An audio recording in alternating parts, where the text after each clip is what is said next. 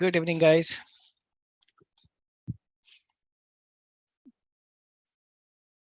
So you can go ahead and as usual, guys. So before we start for today's agenda, do you have any doubts from yesterday's session? Good evening. Any doubts you have, guys?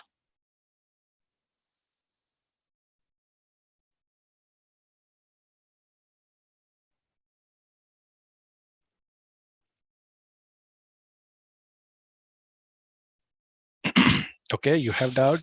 All right. So please go ahead and ask your doubt. So everyone,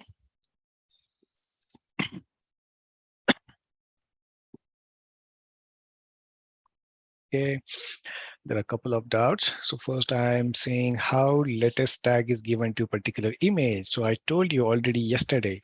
So if you go ahead and when you're creating an image, so you can specify which tag you need to, or you want to go to them to go, or you want to go ahead and give the any tag to that image while creating any image. So it's a creation process which defines or which allows you to go ahead and tag your image with any particular any tag. It can be 1.2, 1.1, 2.0, or even latest. Okay, I hope that answers your question. Other doubt, could you let us know how we can get hands-on practice? There are a couple of ways you can install a Docker on your system and you can start practicing, or you can go ahead and you can for sure, join the ExcelR batches if you want. Those will also give you a good opportunity to go ahead and sharpen your skill. And there are much more. There are much more to already the tools we have talked about. It is just bare introduction, we are talking about here, but there is much more in detail, those ExcelR will help you to learn. So you can go and you can join that if you want, or you can install and you can refer to the documentation, which will be obviously a little bit tedious. Okay, can a Docker container run over Git? No, I mean, did you understood the Docker basics? If not, then please refer to yesterday's session so that you can understand what Docker runtime is and everything else. Okay. Is DevOps involves coding or configuration like using tools or both? Um, if you want to compare how much coding it is involved, you can say only 5-10%. That too, just to go ahead and execute commands and write down few scripts if you need. But most of the time, you will find that general configuration is available in the particular organization, or even on Google, you can find that everywhere. So if you do not know, or you think you're not good at coding, then that won't stop you to become a good DevOps engineer. Okay. Is it same way working in Docker in Windows also? Okay, you mean to say, does Docker work in a similar way as it is working on Linux? So answer is yes. There is no difference between where you are installed, where you are installing Docker. Docker host is just a Docker host. Doesn't matter wherever you install. Okay.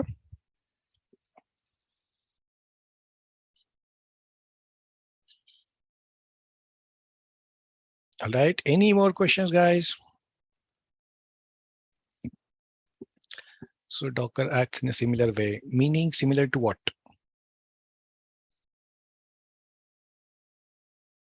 No, you're mixing it with VMware. VMware is just a virtualization technique, whereas Docker, it is a containerization tool. Okay.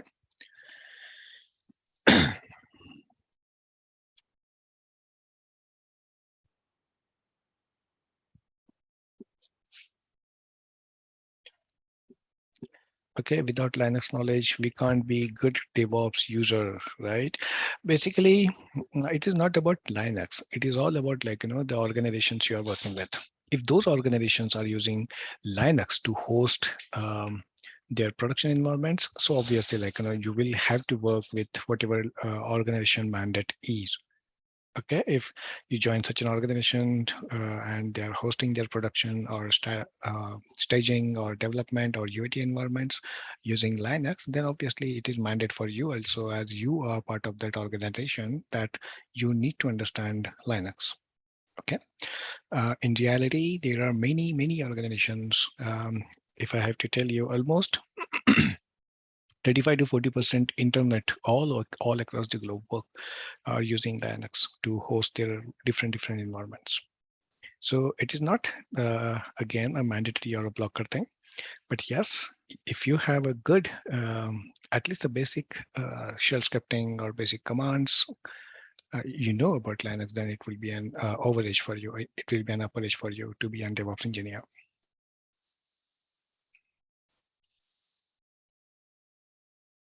Okay, I hope that answers your question. When we call any image in Docker, can we completely work in this container only?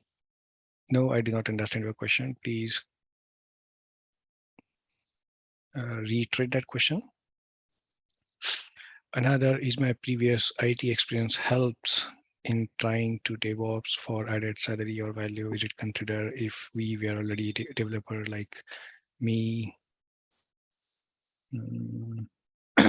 Yeah, obviously, if you have any previous experience with Linux, with development in an IT, so obviously that will be an add-on and that will be for sure considered.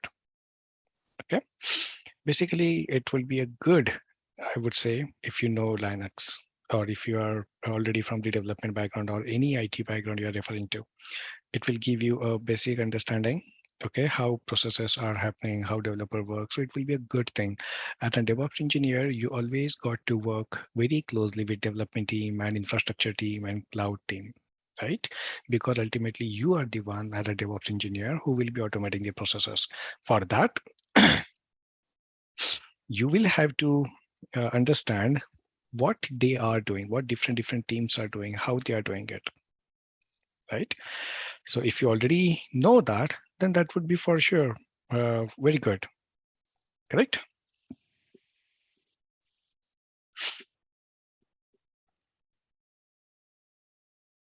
Perfect.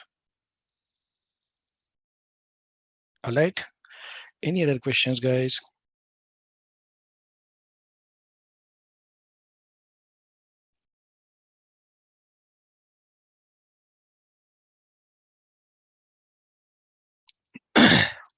No, no questions at all. Perfect. Then thank you. And then now let us go ahead and let us start for today's session. So guys, today also we're gonna go ahead and we're gonna talk about Docker. Yesterday we have seen the basic Docker configurations and basic Docker commands and how to play around with containers, how to play around with images, everything we have seen so far yesterday. Okay, now today let us take an opportunity and let us deep dive again in the Docker. Okay, so today we're gonna talk about how to build custom images. Okay, I see there are same person is asking a couple of times. So let us go ahead and let us demonstrate that. Okay, and then we're gonna talk about Docker Compose and another mechanism of creating custom images in a stack. Okay, then we're gonna talk about Docker Swarm, which is basically a clustered mode of a Docker. Okay, so we're gonna go ahead and we're gonna talk about this. And Docker Swarm is nothing but a container management tool or container orchestration tool. Okay, so now without investing much more time, let us get going. So I'm sharing my screen. I hope you all can see my screen. All right, so I'm going ahead and I'm creating a directory, Docker demo. I hope everyone must have got enough time to practice what we have seen yesterday. If not, then I would recommend you to go ahead to practice all those things. Okay. Now, very first thing, if you understand how Docker works, right? So yesterday we have already talked about how Docker works and what is the basics of the Docker, right? Now, today, let us go ahead and let us understand how we can go ahead and how we can create our own custom images. Yep. So when I'm saying my own custom image, I mean to say like this. Let us say I'm going ahead and let's say I would say Docker run. I would give name as an web to my container. I want to map the port. Basically, I want to map port 80 with port 80 of the container. Okay, we will also talk about this port mapping. Okay, don't worry. And then I want to say, please run this container in the background. Okay, not in the foreground. Run it in the daemon mode in the background. And I want to run this from this image, Nginx. Okay. As soon as you enter, so all those things, it is unable to find Nginx locally, so it will be downloading or it will be pulling a new image from there. So that is fine. And our container is now running, you see. However, if I go ahead and if I copy my public IP of the Docker host, and if I paste it here, I'm able to see the default welcome page of Nginx, right? What I'm able to see is just a default page of Nginx, correct? So will it be an actual scenario? For sure, no, correct? You will always have your own code, your own websites, your own front ends, your own APIs or microservices to be hosted in Docker or rather Docker containers, correct? So now what I want to do is I want to add my own custom website over here, right? I want to add my own custom website here. How can we do that? Okay, that's where the necessity of custom images comes into picture. Correct? Because now when my container is running, that container is using the image Nginx, and that Nginx image is containing only and only Nginx web server. Nothing else it does contains, correct? It does not contain anything else apart from the Nginx, right? So what we got to do is two things. Okay, either understand this, please.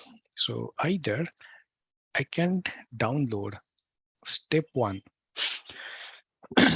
Step one will be what? I can download this image, this Nginx image, right? And what can I do is I can run a container from this image. So let us say this is my image itself, okay? And this is my container. So let's, okay. So this is, let me rename it. This is my Nginx image. And from that Nginx image, I am running my Nginx container, right? So while running the container, what I can do is I can copy my source code,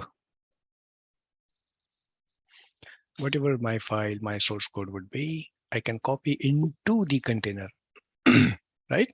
And then this container would be running, correct? But now, if you understand, something will be happening, correct? What is that? Let's say you want to run another container of the same website. Scenario one, let us understand scenario. Scenario one, what happened? You want to run another container, right? Because there is so much huge number of users are coming to your website, and because of that load, you got to understand that you got to scale your application. Scaling meaning what? Running multiple copies of your website. Okay, running multiple copies of your website. So when you will be doing that, you will be running new container, correct? You will be running new container from the same Nginx image, correct? This is your first container. This is your second container. And you are running this same container from the same image, right? So what will happen now? You have manually copied your source code, correct, into the first container. That source code, will it be present in second container? Will it be present, guys? No, it won't be present, correct? It won't be present here. So now tell me one thing. This container, will it be of any use to you because it does not contain your application itself? Will it be of any use to you? Right? Definitely no, correct? It won't be of any use. So if you want to really take benefit of this, what you will have to do, you will also have to copy your source code over here, that too manually, correct?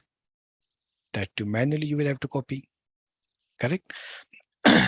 Let's say you have 100, you want to run 100 copies of the container. Just because you have that much of huge amount of load, will you be able to do that every time, right? Every time will you be able to copy the source code into the container and then launch it? No, absolutely not, correct? This is this is exactly why we do not follow this approach. Okay, this is situation one. Situation two is, let's say you're running this container and because of some reason this container gets deleted. Now when a new container will run, it will again run from where? The nginx image, which itself does not contain any image so far. Which does not contain your source code so far, correct? So again it will be one failure, correct? Right? Right? So now this is exactly why we do not modify the containers, because the default behavior of the container is what? When a container will be deleted, right, it will lose all the data, right? And when you will be running a new container, it will run from the base image only, correct? It will run from that base image only, right? So which will be missing all your source code, all your required dependencies and libraries and everything, right? Which are essential to run your application.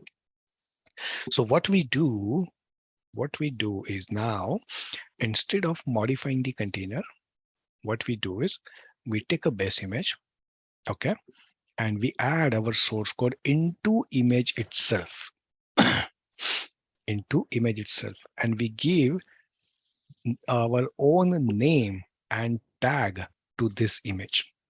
Let's say I will be giving tag as an name as an web server image. Tag is 1.0 or latest, correct? I will give my own tag. Understood?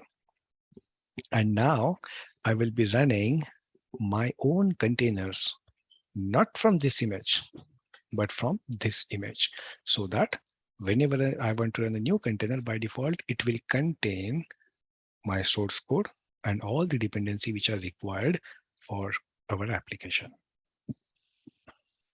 Okay. So this is what, and this is why we create images. Okay. So till this point in time, guys, everyone is clear with what we are going to do?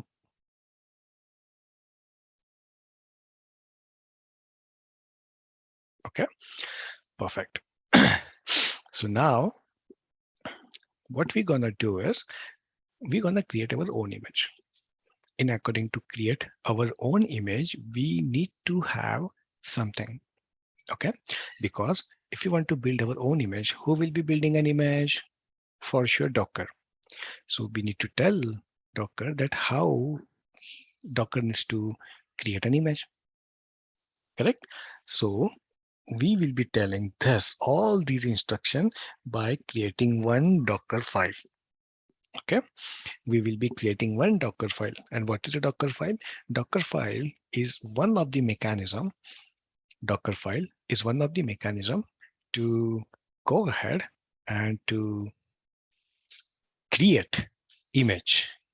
So if you want to create an image, Docker file, that is something, a mechanism that we use to write down all our instructions to Docker file.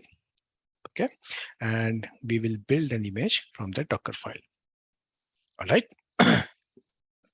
And there are several commands available to build and create that file. Okay. So you can go ahead and you can head back to the documentation. So let's say Docker file documentation. So you can find over here Docker file references. This is how you can use it. I will show you. Okay. And these are all different build kits and commands which you can use. Okay. All right. So without wasting so much of time, let's head back. And now what I will do is, first of all, I will stop my our Docker container, which is Docker stop web. Okay. And I will also remove that web container. Okay. So now if you see, we do not have any containers running. Neither we have any container which is in stop stage. Okay.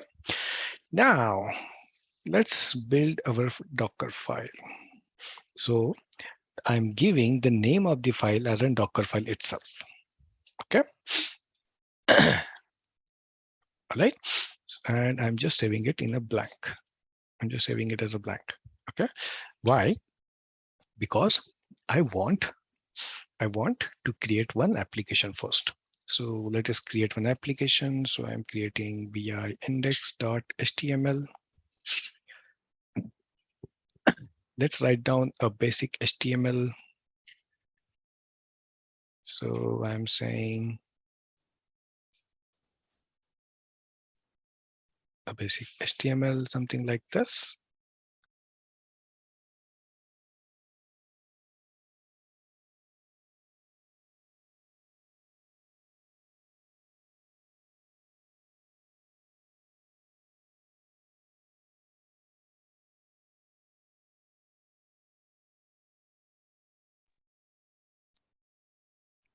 And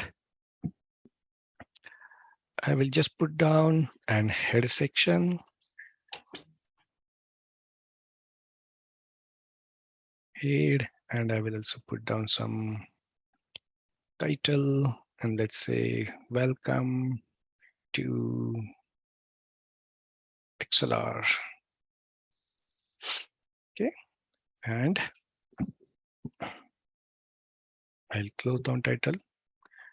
And now we will write down the body tag. It is very basic and simple HTML file I'm writing down. Okay, nothing fancy about it. I hope all of you understand HTML. And I'm saying ExcelR welcomes you to DevOps sessions. Okay, and I would say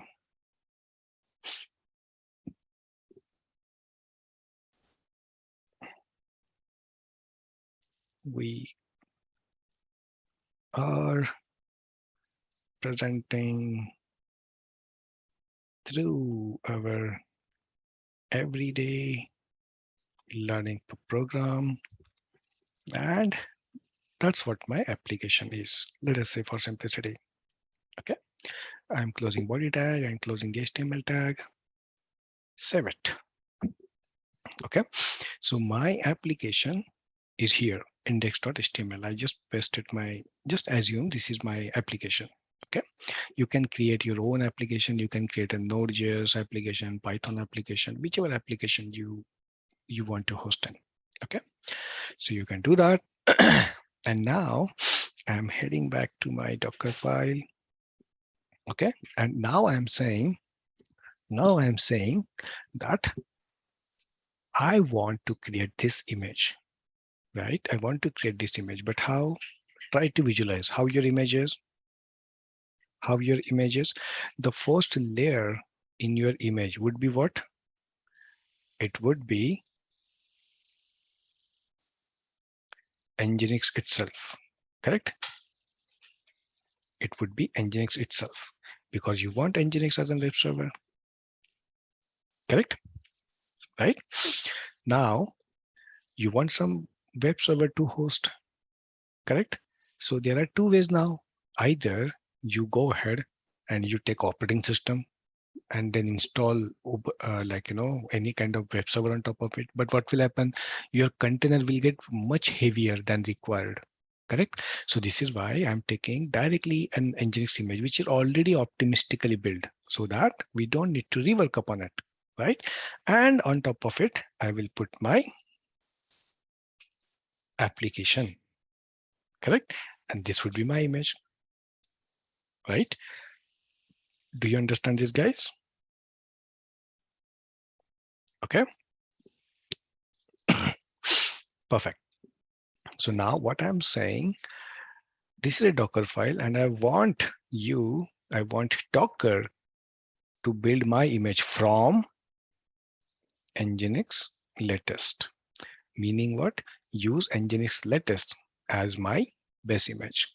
And in that image, copy index.html to where?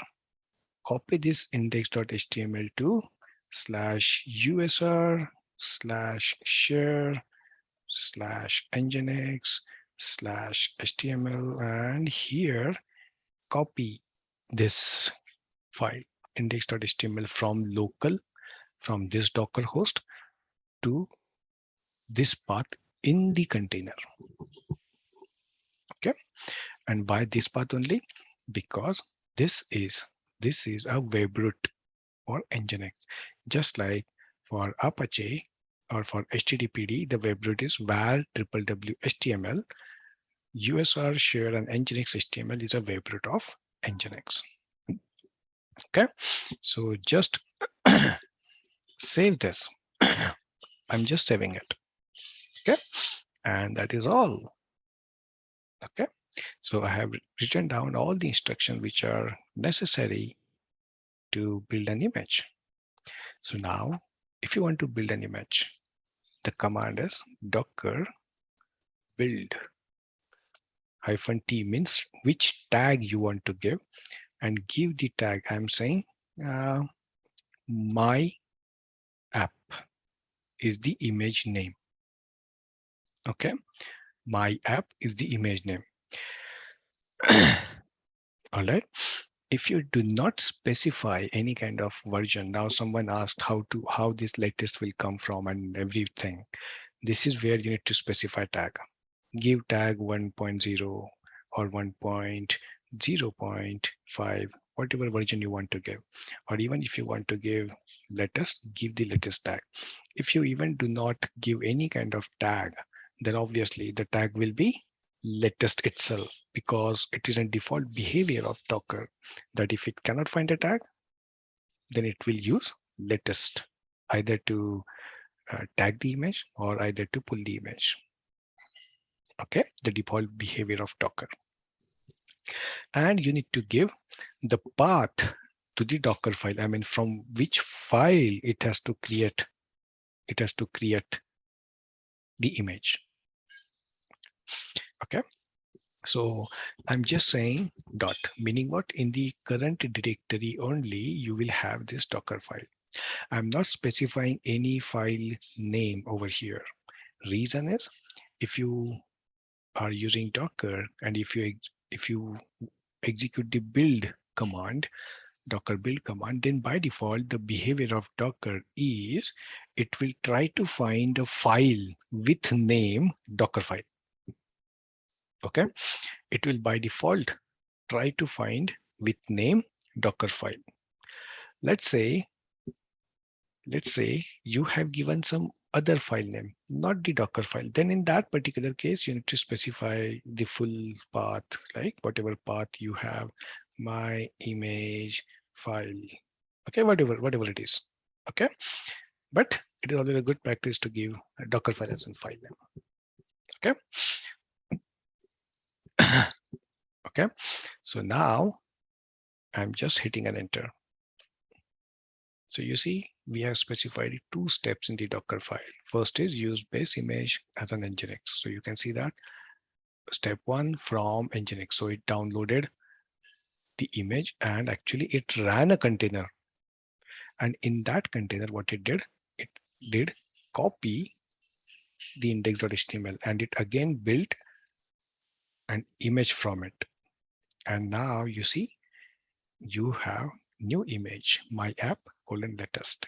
So if you see over here, Docker images, you will be able to see my app with the tag latest. Understood? Okay. Any doubts till now, guys? Okay, I have one doubt. What if we run 2 times the same image without tag? What it gives to previous one? I do not understand what it gives to previous one. I mean, can you please elaborate a little bit?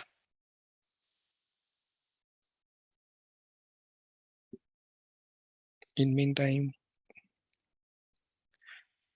okay, another question, build executes locally. Yes, obviously, locally means it is happening on Docker host itself. Okay.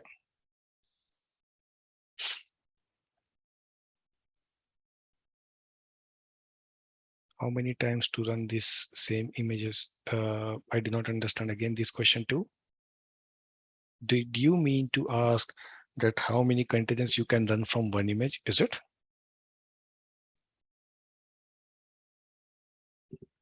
You can run infinite containers from one image. There is no limit as long as you have resources. Okay. Okay. Any other questions, guys? I guess no. So let's move on. So now what we will do is we will run a container from our own custom image. Okay. So again, doesn't matter. You are downloading image from Docker Hub or you are creating your own images. That doesn't matter. At the end of the day, it's the image itself. So run your container, Docker run. I'm giving name to my container as in web, right? And I again want to map the port. So 80:80 and and I want it to run in the background. And from which image now I want to run? I want to run from my app. That's what the image name we used when we created the image, correct? And with the tag letters, so I'm just leaving it blank. And now if you see, our Docker container is running. So let's go back and refresh this. It was previously an old container with the default. So I will close that tab. And if you see now, okay, refresh. Cool. Can you see this? Welcome to ExcelR. ExcelR welcomes you to DevOps session. We are presenting through our EDL. That's what the application we created. Correct, guys? Right? So you can see that's how basically you can go ahead and you can create your own custom images and you can use those custom images in according to go ahead and host your applications in containers. All right. Okay. Now let us understand. Let's say I want to go ahead and I want a new version of my website. Basically, I want to deploy something. I want to deploy something on my container. Okay. So how do we do that? So practically speaking, it is not a good advice. It is not a good advice that you go ahead and you connect to the container and modify that. No, it is not a good practice. Why? Why it is not a good practice to modify the container? Because containers by default are volatile. What are containers? Containers are volatile. What do we mean by volatile? So basically, volatile, take a literal meaning of volatile now. If you leave it, if you delete it, everything is there, you will lost. You will lose all your data. Okay. So let's say, again, I placed my application version 1 into that. Okay. Because this was my image, and I ran a container from it. I ran a container from this. And now what I did, on the fly, I modified application version 1 to application version 2 here. When this container will be lost, my new container will run, and that container, what it will contain from the image, application version 1 only. Correct? It is the same problem we talked about previously, right? So now, instead of doing this, the answer to this scenario is we will again create a new image. We will again create a new image, right? Okay, and we will run our container from that newly created image. But mind that you don't need to give a different name. You can just use a different tag, correct? Okay. So now what I'm doing, let's modify our application first, index.html. And now I want to say, let us say,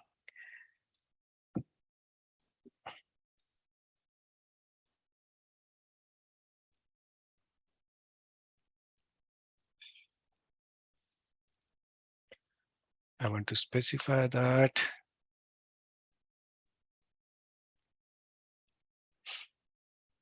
DevOps is really a cool thing to learn and practice. All right. Okay. This is, let's say this is my new feature, which I have already launched. Okay. Now, again, you will have to run Docker build, correct? So I'm using Docker build. Now this time, I'm again giving the same name, my app, but version I'm giving version 2. Okay. And give your Docker build with path3 Docker file and hit enter. And now if you see Docker images, there are 2 images with version 2 now, correct? So what I will do, I will run this Docker run. I will run a container from it now. Docker run. I want to give my name to new container is web1. I want to again map the port. Okay. And then I'm saying run in the background, and my image name is my app version 2. So I'm so sorry. Let's keep it port 90. Okay, because on 80 we are already having one container running, and you cannot run 2 containers, or rather 2 processes on the same port. Okay, so I'm running it. So do you see we have 2 containers? One is running from app v2, one is running for my app latest. Okay, so let's go back and let's see if our existing container is running or not. Yes, it is running absolutely fine. Now, let me quickly check if you have port 90 opened in it. Okay, port 90 is not opened yet. So I'll go ahead and I will simply add port 90 over here.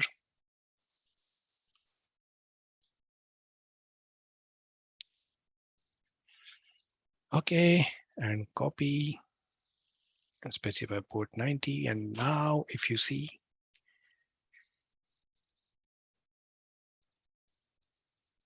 colon 90.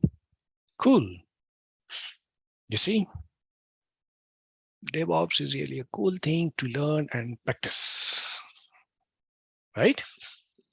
That's what our new version is, correct?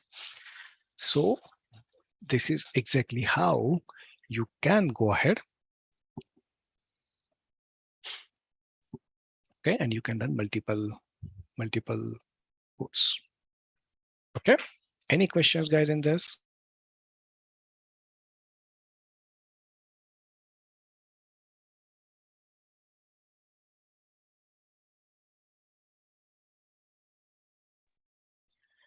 Is this clear, guys? Any questions so far you have?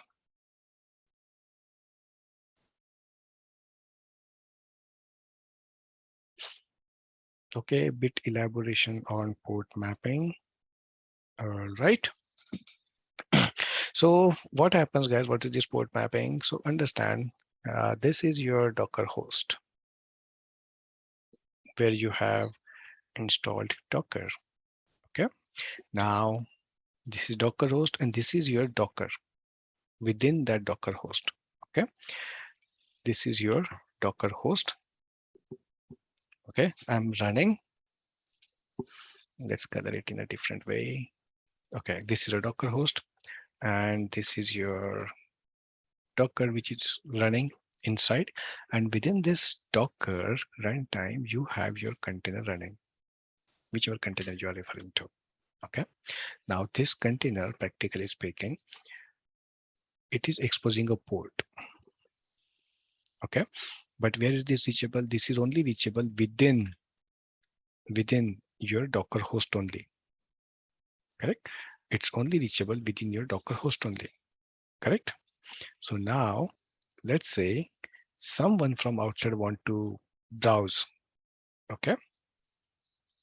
Someone from outside wants to browse the content of this container, right?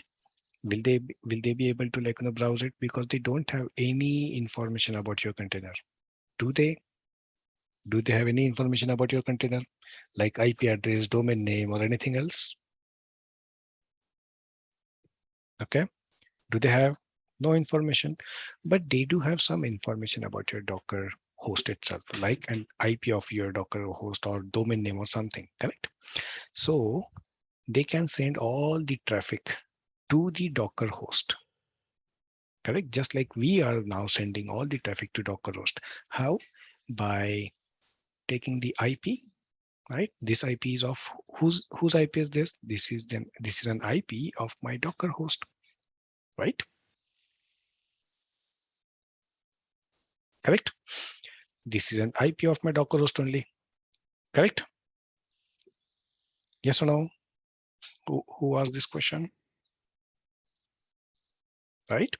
So what this port mapping does, this port mapping forwards incoming traffic of the Docker host on that particular specific port of a container. So whatever incoming traffic on this Docker host is there, okay, I am able to get that traffic to the container somehow, just like we executed this command. Do you remember this? So first port is for Docker host and second port is for Docker container, meaning what? Whatever whatever traffic, incoming traffic will be coming to the Docker host on this port, forward that traffic to this container on port 80. Do you understand this now? Okay, perfect. Any other doubts, guys?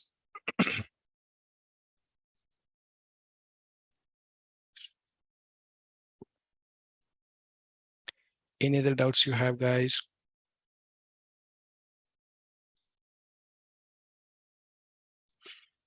When you say duplicate container exist, meaning what? Duplicate in what sense you are saying it as a duplicate? Do you mean to say containers with the same name? No, no, you cannot have containers with the same name. Okay. if you see even what we have run, so look at we have two containers and the name is web and web1. Okay. You can have multiple containers running with the same image, even exact same tag. That is okay. But you cannot have two containers with the same name or even two images with the same name and with the same tag for that matter. Okay. Does it answer your question? Cool. Any other doubts you have, guys?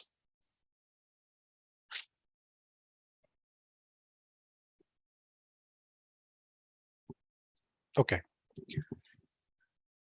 If there are no doubts, then let's take a quick break. Okay. For 10 minutes, and then we will be back. All right. And then we will talk about a new topic, which is Docker Swarm. Okay.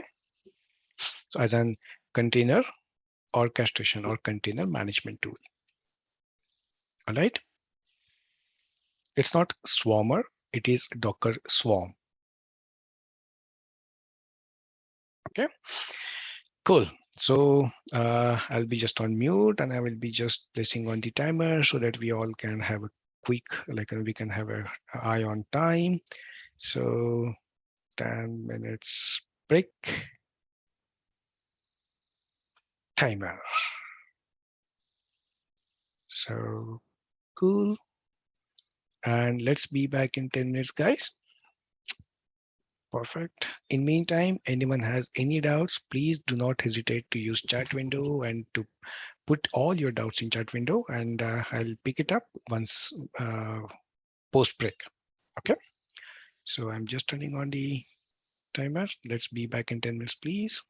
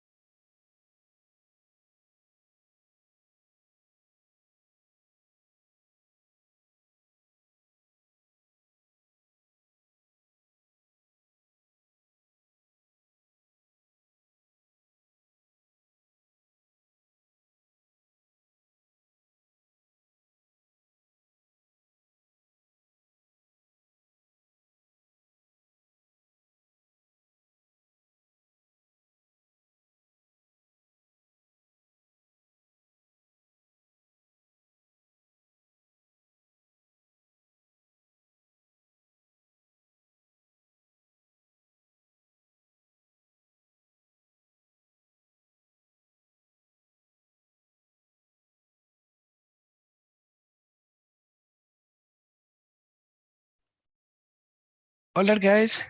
So I'm back. Are you back?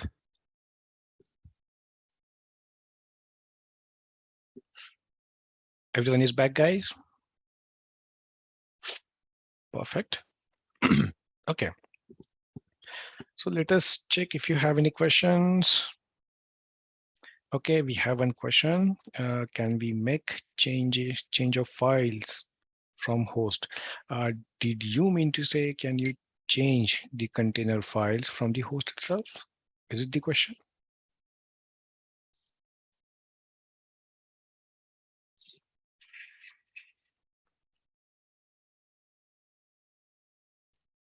Uh, who asked this question? So I'm repeating, did you mean to say, like, can you modify the container files from the host? If that's the question, then yes, you can SSH into container and you can modify it. Okay, but we do not do it as I explained because containers are volatile. The best way is create your own image and run a new container from that. Okay. All right.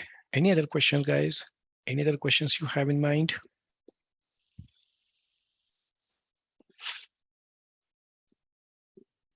No? All right. Then let's move on. Now, guys,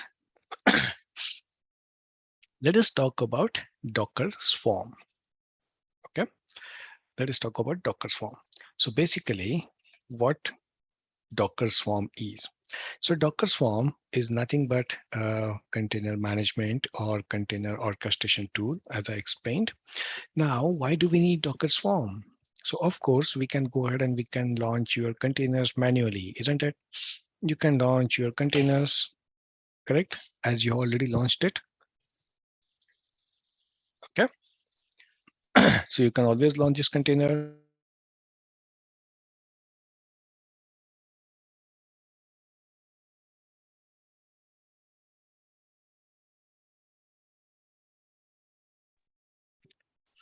Yes, I am speaking. Is someone not able to hear me? Okay, I hope I'm audible to everyone. So let's get back to the discussion, guys. Um, if we can run containers directly using Docker, why do we need Docker Swarm or why do we need any other tool to manage your containers, right? So basically the answer is you can run, yes, definitely you can run containers using Docker as a runtime, right? Let's say we are running 2 containers and you can, just like this, you can do multiple operations using Docker runtime itself. Let's say I want to stop these 2 containers. Okay, then I want to remove these containers. Correct.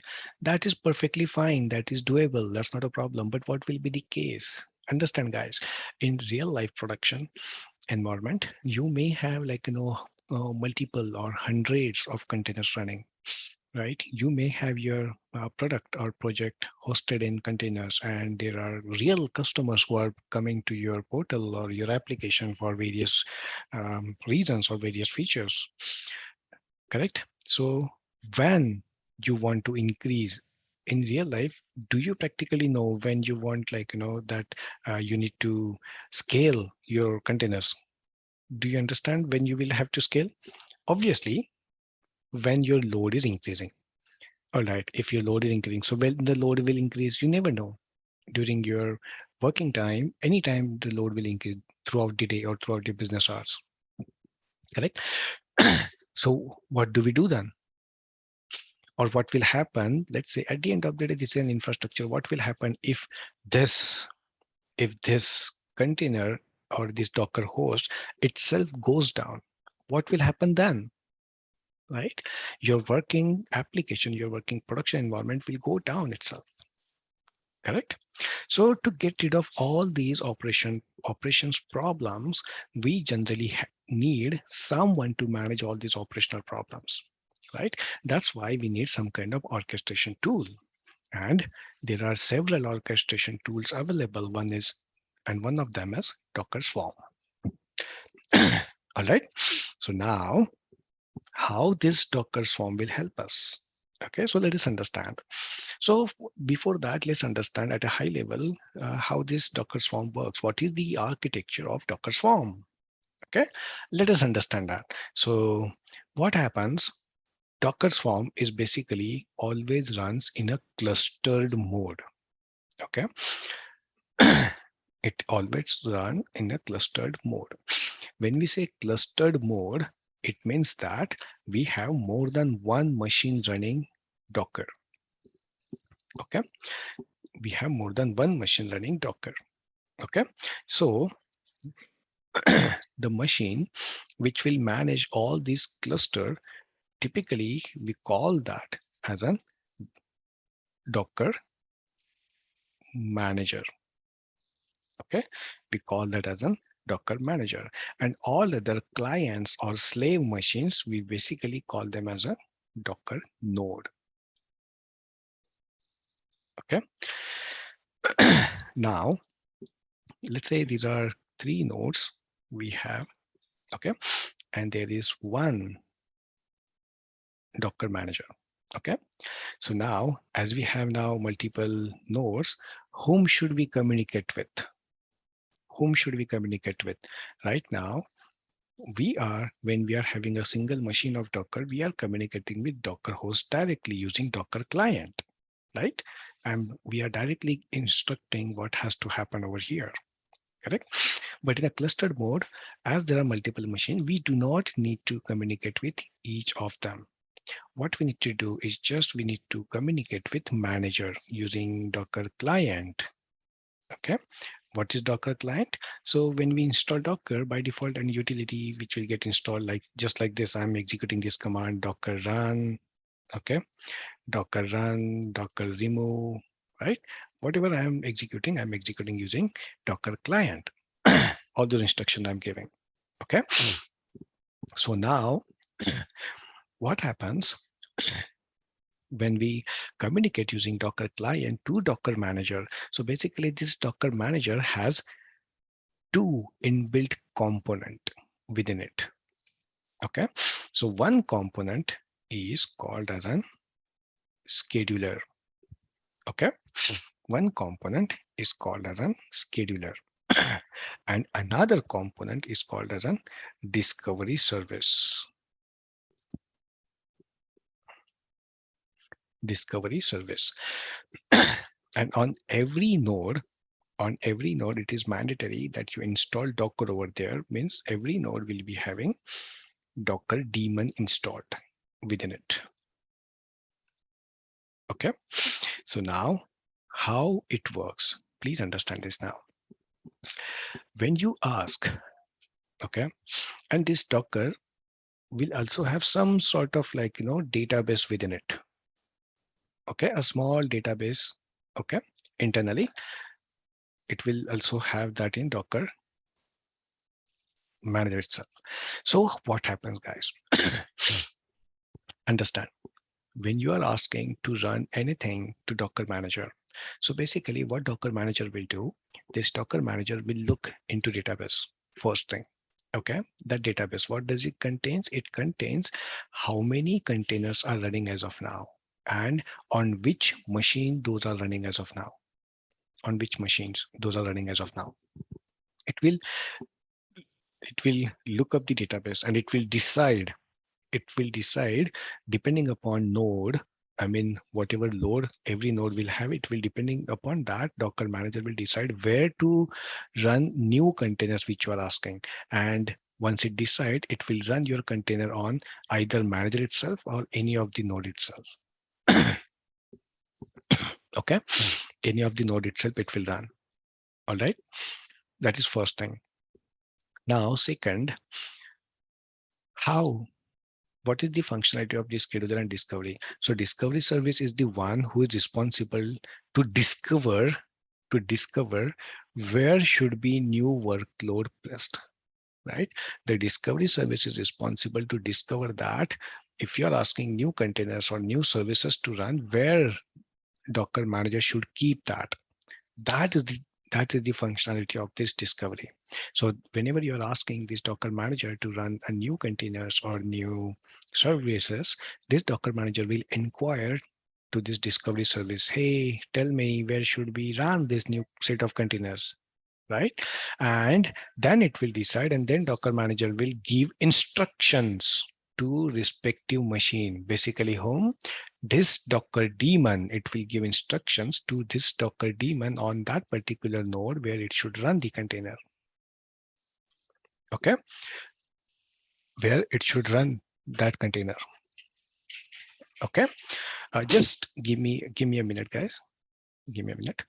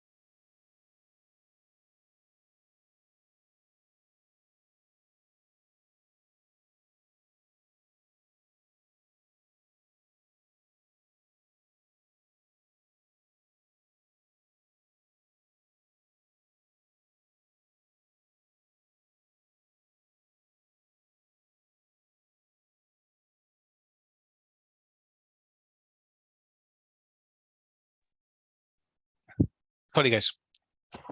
Okay, so I was saying, so when you will run some container, this Docker manager will ask this discovery service where to run all these things, and post that it will give an instructions.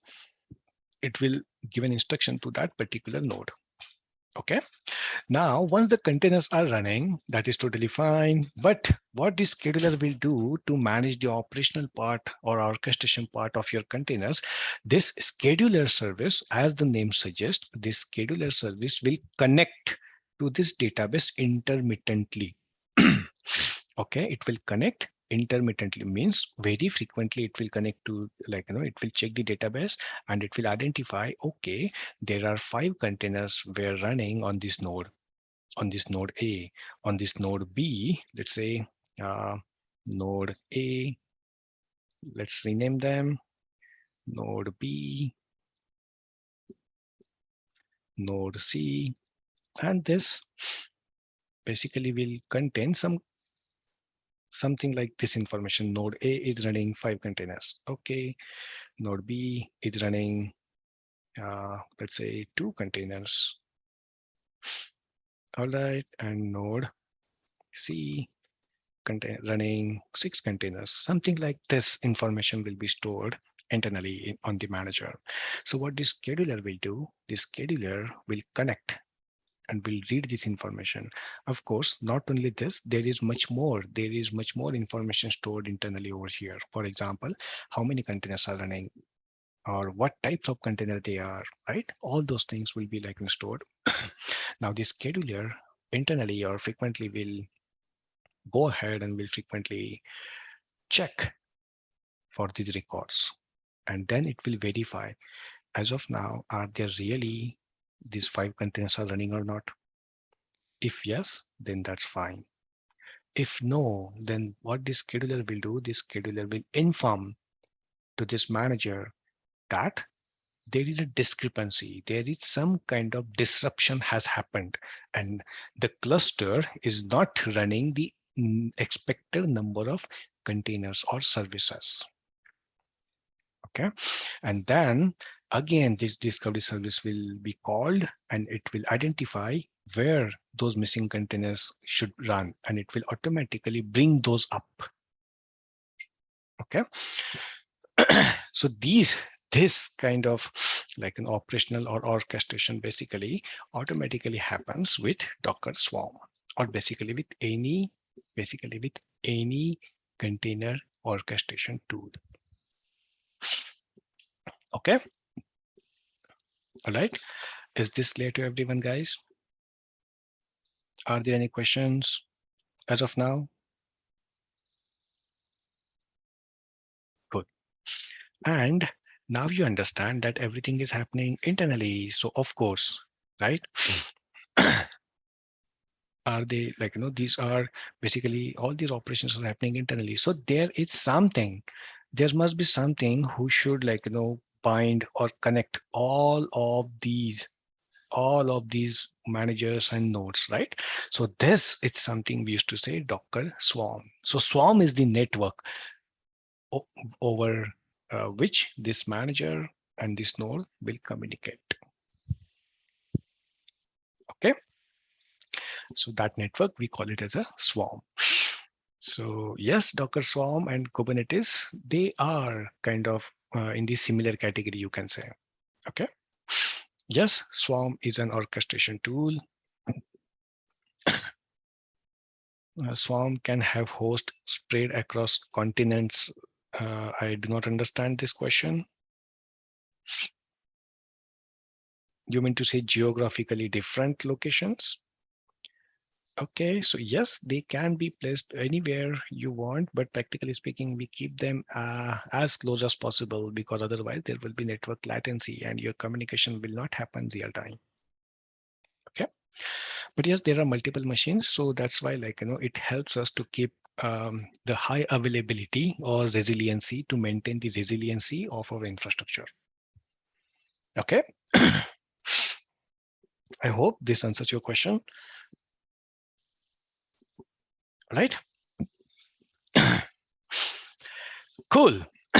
So having said that, there is one more thing, one more terminology we need to get familiarity with, which is now called as a service. Okay. So what is this Docker service? So basically this Docker service is nothing but just like with Docker container runtime, what we were doing, we were simply running the containers, right? The least entity in the Docker runtime is containers. So just like that, the least entity in Docker Swarm is basically Docker service. Okay, Docker service. All right, and all the operations we will do in a Docker cluster, basically a Docker Swarm, is Docker service. Okay, that's what we will do. All right. So, any questions, guys, till now? Shall we go ahead and shall we look at the demo?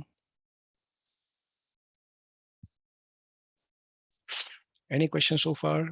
The conceptualization is clear to everyone. Are you familiar now with the architecture and the basic terminologies? Perfect. Thank you for the response. Cool. So now, guys, what we need is we need multiple machines, right? We need multiple machines. So one machine we do have with us, right? One machine we do have with us, which is basically we will use that as a manager. So I'm launching a new instance now. I'm launching a new instance.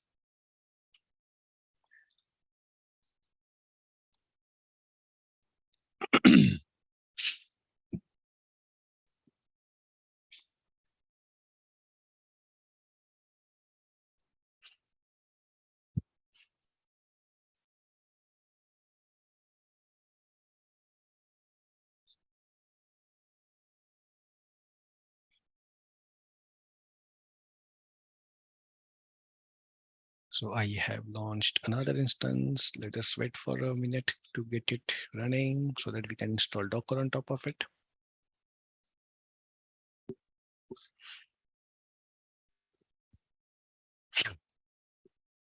Okay, and I'm gonna bring the same tutorial which helped us to install Docker, okay, which we have installed yesterday. Okay, someone is asking difference between Kubernetes and Docker Swarm. You can safely Google it, okay, and you will find many articles. You can refer to anyone.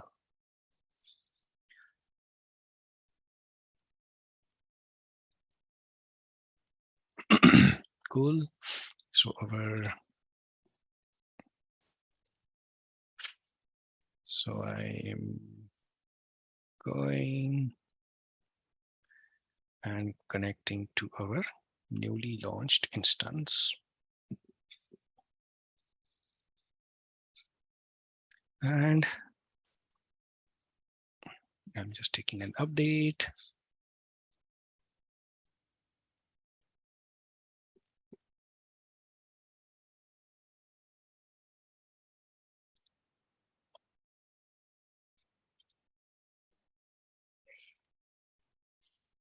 So, so anyone who wants to connect the Docker Swarm, it is mandatory that a Docker must be installed on that particular node.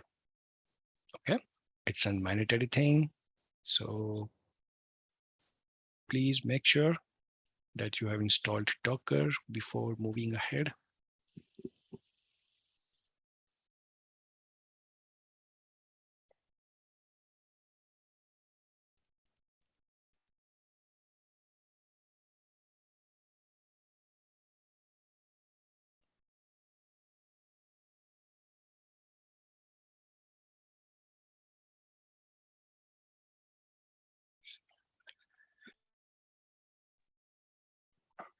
Okay, so now we have installed Docker. So let us quickly check if it is running or not.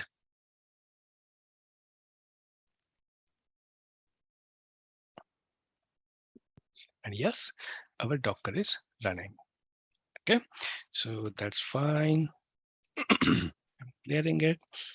And now, please make sure this node 87 hyphen 237, this is, we will make it as a Docker node, whereas our other node 82.153, we will use this machine as our Docker manager. Okay. So let me quickly demonstrate you a couple of the features. Okay. So very first thing, if you want to initialize a Docker swarm, okay, so the command is Docker swarm init. Okay, Docker swarm init.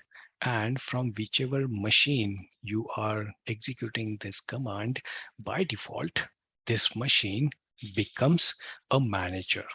By default, this machine will act as a manager. Okay, so I'm initializing, and you see Docker swarm initialized. Current node means this Docker host, this machine is now a manager.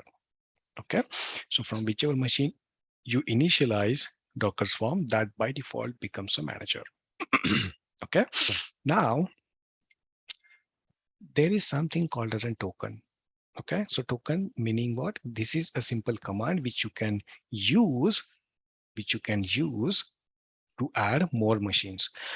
Consider this token as an a ticket. Let's say you want to watch a movie, or you want to travel in a vehicle or bus, public transport. So you will have to, like, punch in a ticket, right? So this is something like very similar concept. It's a token. Okay. So now you want to watch a movie, let's say in a VIP class. So obviously, you will have to punch in another ticket, right? If you want to watch a movie in a economy class, you will have to get another kind of ticket, right? So just like that, Docker Swarm provides two kind of joining option. One, join Docker Swarm as a manager, or join Docker Swarm as a worker node. Okay, worker node means these nodes. Okay, so you get two joining tokens.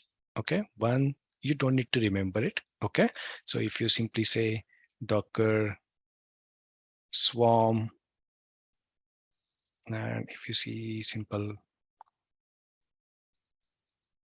help, you can see this join token. Okay, so simply execute this command, Docker swarm join token, and mention from for whom you want to joining token. If you want to joining token for manager, then type manager, and you see here is the token you get. Okay, if you want to get a token for worker, then type Docker swarm join hyphen token worker, and it will give you token for worker machine. Okay, So now you need to understand one thing. Look at this port 2377, meaning what? Now both this worker and manager will be communicating on this 2377 port. So make sure in your network, this port number 2377 must be enabled. So I'm going ahead and I'm opening up 2377 port number. Okay, so I've opened it up. Now you should be able to communicate. So I'm just copying this worker token because I want to add this machine as a worker. Okay, and just paste it here. I'm again copying it, paste it here. And as soon as you hit enter, look at this. What this machine is saying, this node joined a swarm as what? As a worker. Okay. So if you would have like an executed manager token, this machine could have joined as a manager. Okay, but as we have executed the worker token, this is basically a simple command. So this becomes a worker. Okay. So now, as it is done, you are basically free to go ahead and to use this cluster now. Okay. Now, understand one thing. In a Docker Swarm cluster, you must communicate with manager only. You cannot communicate with node. Despite if you forcefully wants to communicate with node, then that node will refuse. That node will say, I'm not a manager. Don't talk to me. Talk to manager only. Okay. So you have to work with manager only. All right. So, and yes, you can have multiple managers and multiple worker nodes in a Swarm cluster to make it highly available, or for fault tolerant purpose. You can have multiple managers or multiple worker nodes. That's not a problem. Okay. Also, you can anytime remove any node. Okay, any node from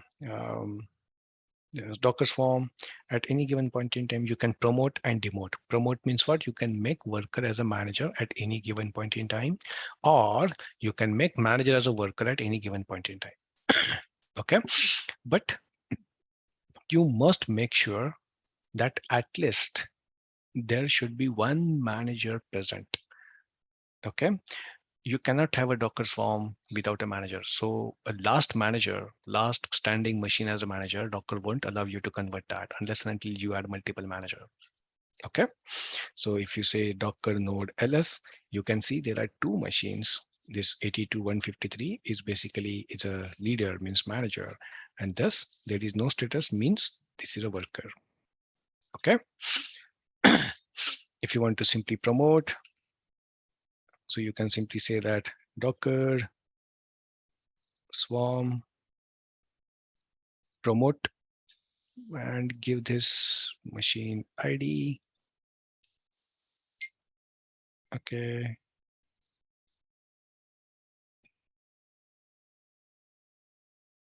Okay, sorry.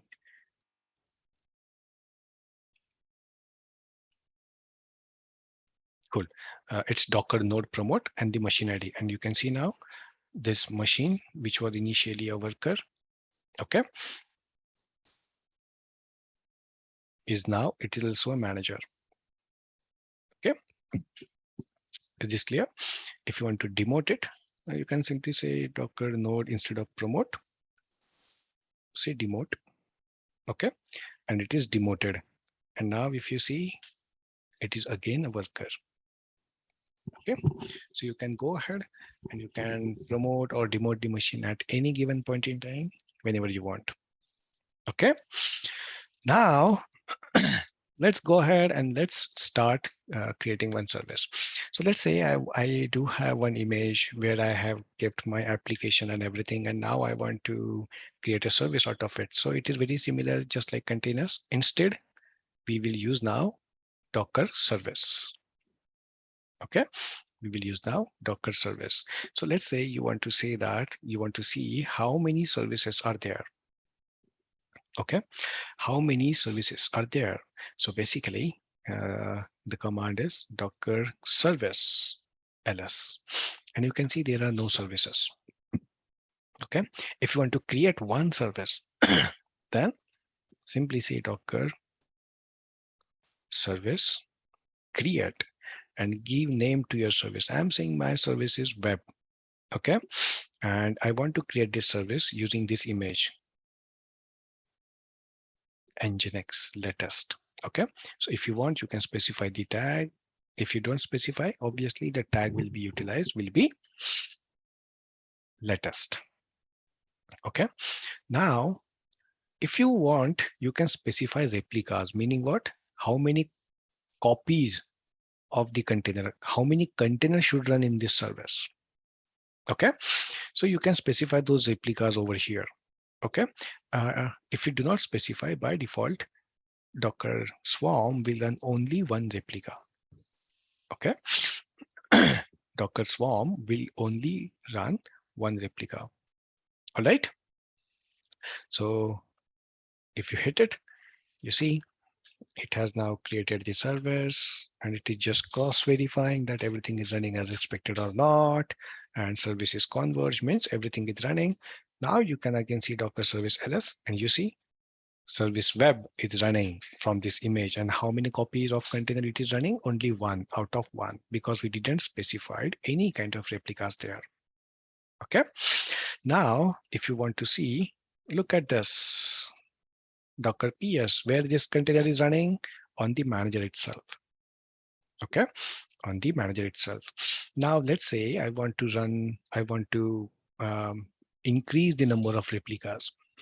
Okay, so guys, understand, now we are not playing with containers anymore. We will ask Docker Swarm to update this service itself. And whatever operation we will ask to do on this service will be done on every container in that service. Okay, so I'm saying Docker service update, and I'm saying update replicas to 5. Okay, sorry, Docker service update replicas 5. Which service? Service web. Okay, so I'm saying update the replica for this service to 5, and you see it is preparing now 5 containers to run in that particular service, right? And the changes are done. And now if you see Docker PS, only 2 containers of this service are running on manager. What about remaining 3 containers? So those must be running on this container. Sorry, on this worker node. You see? Okay. And you don't need to worry about now. You understand what Docker Manager is doing. Docker Manager is basically spreading out your containers on different machines, so that if even one goes down completely, you don't need to worry about. Okay, you don't need to worry about it. Other nodes will be able to handle the load, and hence you won't have any downtime over here. Clear? Okay. Now, okay. Now, while this is happening, you might wonder, my 2 containers are running on manager, my 3 containers are running on different worker node, right? Which URL we should browse? So please mind it. You will always have to send your traffic to manager only. That's all. It's manager's responsibility to do the load balancing. Okay, because there is an internal load balancer also is available over here in the Docker Swarm. Okay, which will help to balance your load within multiple copies of your containers or services running across the Swarm cluster. Okay, so let me show you. So this is our manager. I'm just copying the URL. And if I go and if I put it down here,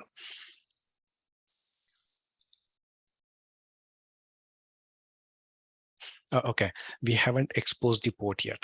Okay, that's why it is not reachable. But if you expose the port, it will be done. Okay.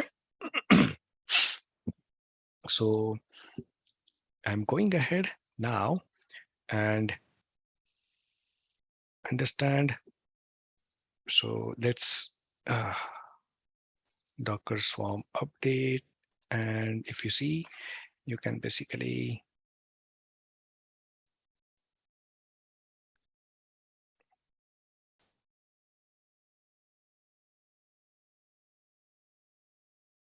go ahead and update the port from here itself. Sorry, not Swarm. We need to seek help for service. Cool. And you can see over here, with the update, we need to have port, correct?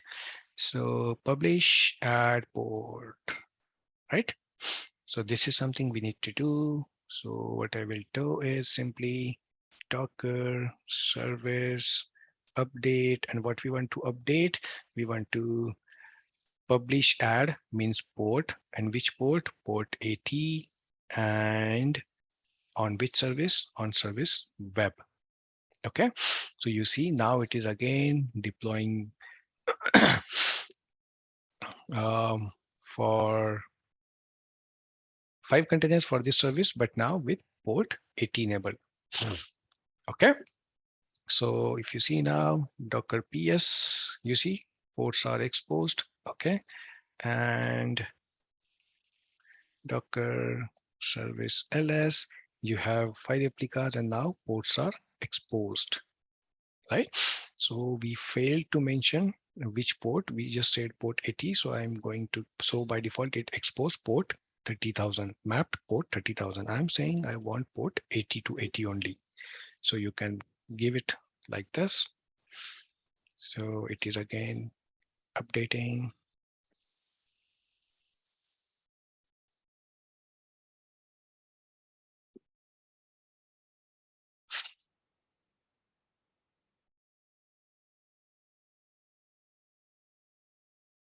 So let us wait for a second. Yeah, services converge. And now if you see Docker service ls, so it, you can see port 80 to 80 is already mapped. All right. And now if you simply say refresh, so you can see over here port 80 and welcome to Nginx. Do you understand, guys?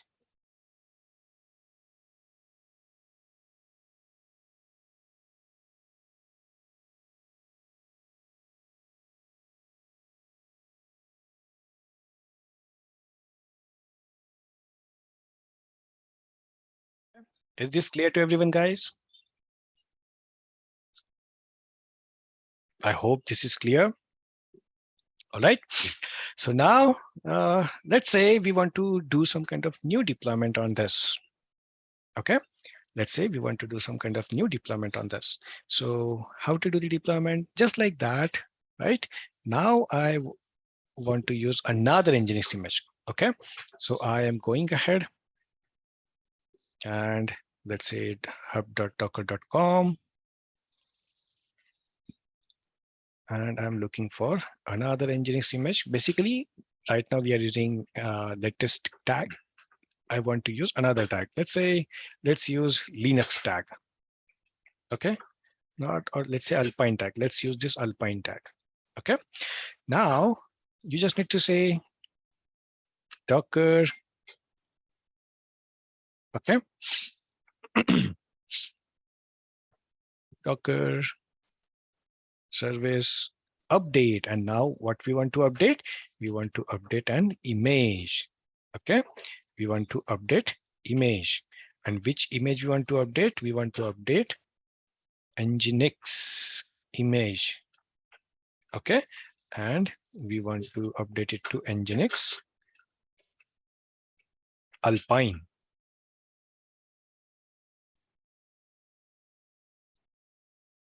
Oh, sorry. It should be colon. Okay, no such service, sorry. Image.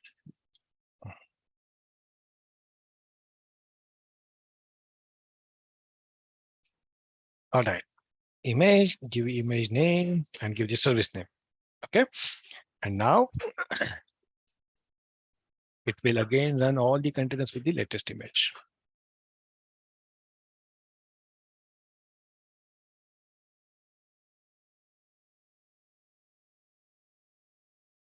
Okay. So let's wait for it to be verified. Yes. Now it has been verified. So now if you see Docker service ls, you see now which image it is using? Nginx Alpine. Previously, it was using Nginx latest image. All right. Clear, guys?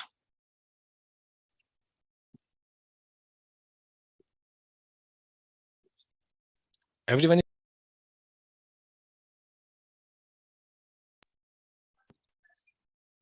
Okay. So now, so whatever operations we have did so far, those are changes to the service. Okay. Those are changes to the service. Those are deployments we did, everything. But there is an important option, like, which it gives us, which is Docker rollback. Okay. Rollback meaning what? Let's say whatever option you did so far, whatever deployments or everything you did so far, let's say you want to roll back that. Mistakenly, I given Nginx Alpine image, but it was not Alpine. I want to roll back to my previous state of the cluster, previous state of the service. Okay.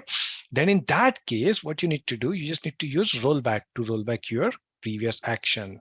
Okay. And all the last action on all the containers will be rolled back to the previous state, right? So for example, right now, last action we did is we deployed new image, but let's say it wasn't mistakenly I did it. So now I want to roll it back. So Docker service,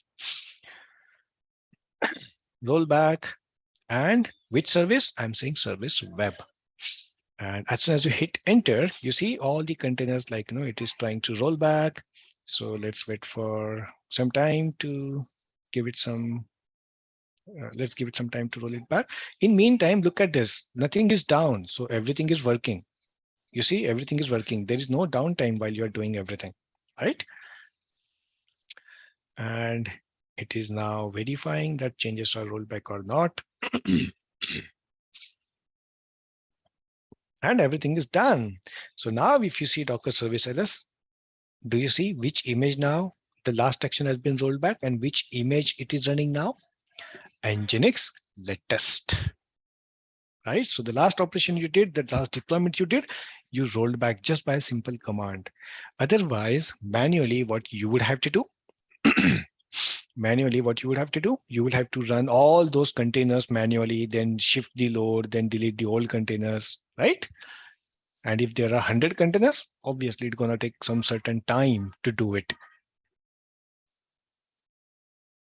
Correct, guys? Do you understand? Good. So now the last option, which is auto healing. Let's say I am running my containers. Look at this on my Docker manager. We do have 3 containers running, and on our worker node, we do have 2 containers running. Okay. And unfortunately, what happened? My worker node goes down. I mean, somehow it gets deleted. So I'm terminating it. Somehow, let's say somehow it gets deleted. The worst case scenario. So you will lose these 2 running containers. Yes or no? You see, I lost the connection. We lost these 2 worker nodes, correct? Right? So automatically what will happen? This Docker scheduler, it will be checking immediately and it will find that that node is down. So, and there were 2 containers running on that. and it will report it to manager, and then manager will run those 2 containers on any other different machine immediately. So now if you go to manager, look at this. Initially it was 3 containers only here. Now do you see there are 5 containers? And if you see over here, these 2 containers created 27 second ago. So this feature we say auto healing. It will heal automatically. It will heal the complete cluster automatically. So you don't need to bother about at any given point in time. That's the beauty. That's the beauty of this any container orchestration or management tool. Is this clear, guys, to everyone?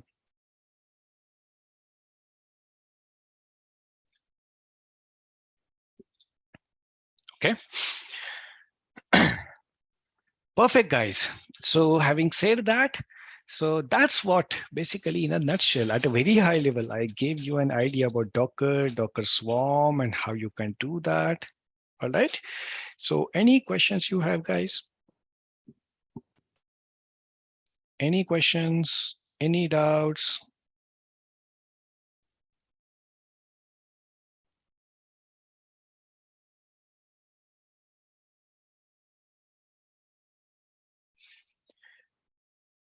Okay, no doubts. Just please watch this video again.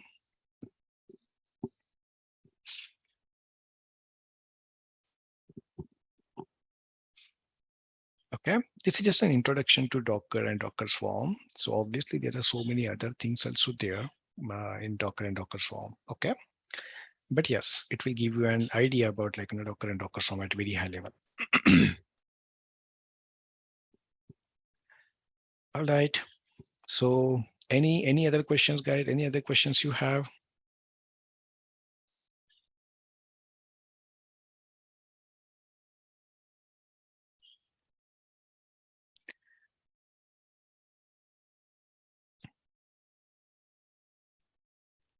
Okay, I do have one interesting question.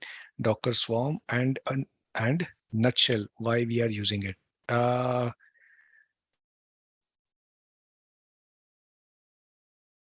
I do not understand this question.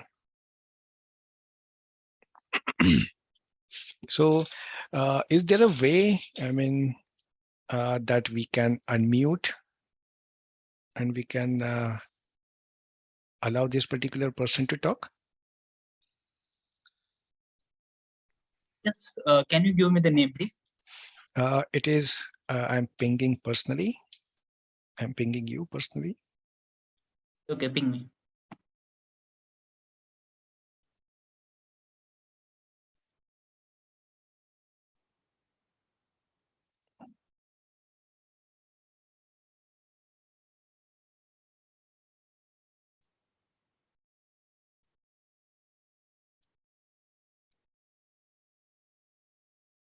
Yeah, I just pinged you, Aman.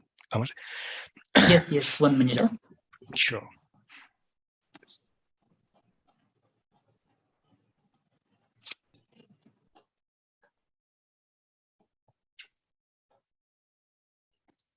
Okay, can we get the document for the command?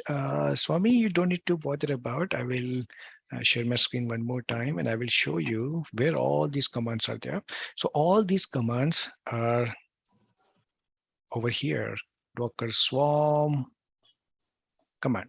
This is Docker, right? You can go to Docker documentation. Here it is. I will ping this to you.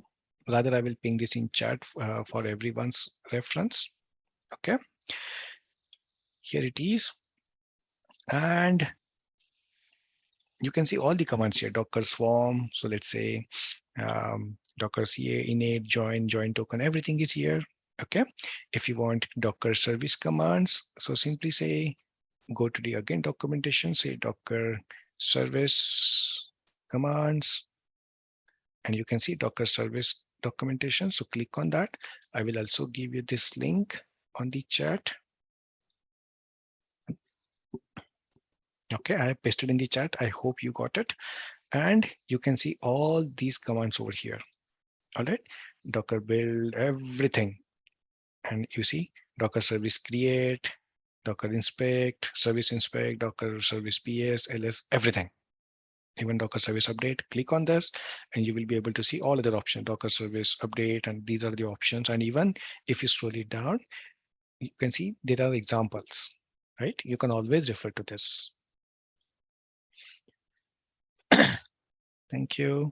So it's okay, Amar. I guess if that person is not willing to unmute themselves, so that's totally fine. Yeah, everybody is able to unmute themselves now.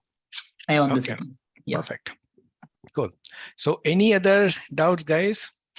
You can unmute yourself and you can quickly ask.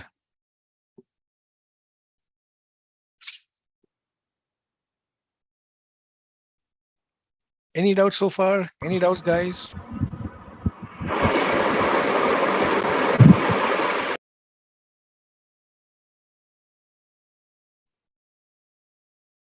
Okay, then I will take it as a there are no doubts.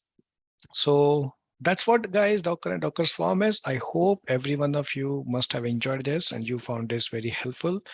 So thank you for that. And in our next session, we're gonna talk about Jenkins. Okay, and in our next to next session, basically there are 2 sessions left.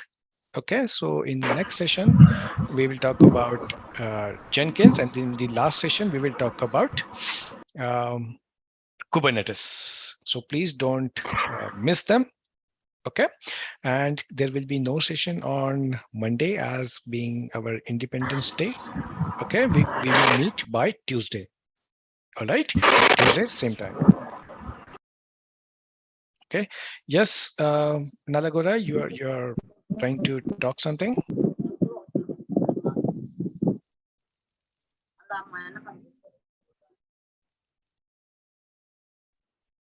Okay, so Hello. if just go on, please. Sir, it is required to manual testing knowledge before automation. No, testing is altogether different thing, right? And DevOps is altogether different thing. If you're working as a DevOps engineer, you're not going to work as a tester for sure, right? These are 2 different job profiles. Okay, thank you, sir. Yeah, welcome. So in manual testing or automatic testing code we can use in which code? Manual testing and automation is altogether different domain, guys. So here we are trying to focus on DevOps to give you an idea about DevOps and comprehensive idea about DevOps. Okay. So that's what it is all about. And there are other questions. Tomorrow is holiday. So Amar, yes, we will be meeting on Tuesday, right? If I'm Yes, not wrong. right. Absolutely right. Perfect. So guys, we're not gonna What meet about on Saturday API and testing? Sunday. Hold on, we're not gonna meet on Saturday and Sunday and Monday too, as Monday being our Independence Day. So we will meet on Tuesday. All right. Yeah. What's your question, Babu? Sir, API testing. API testing. No, sir, I mean, one question, sir. hold on, one at a time, please. What is the question? Can you frame a question, Babu? Actually, I'm looking for Sir, API is there testing any knowledge. reference material, sir? Okay. So API testing. I mean, what is the question you're looking for API testing? That I understood. But what is your question for us? No, actually, I'm waiting for the session for that Babu, Mhm. yes, I API will give the testing. answer. After the Sure. completion of DevOps, then we will going to start the automation testing. Okay. Okay, Maybe okay, from okay. Thursday. Okay, Yeah. okay, no problem, no worries, no Yeah. worries. Thank you, thank you, Perfect. thank you. Thank you. For reference material for DevOps, there is no as such like one centric reference material, guys, because all these tools are diversified. Correct? There is no one organization who is owning this.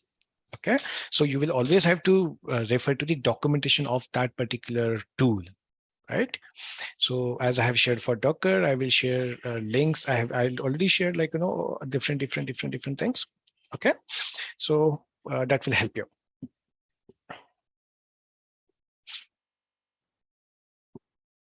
Perfect. So any other doubts, guys?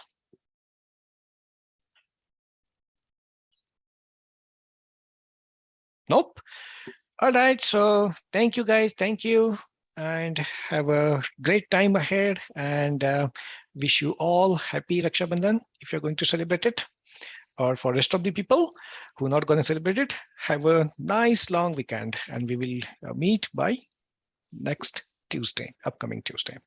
So thank you guys. Thank you for attending this session, and thanks for your time.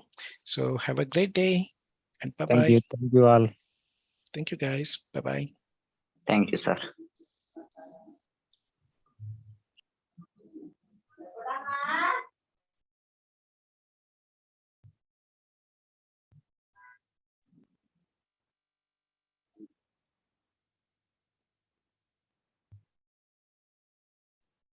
I hope everything is clear. Tirunad, you can end the session.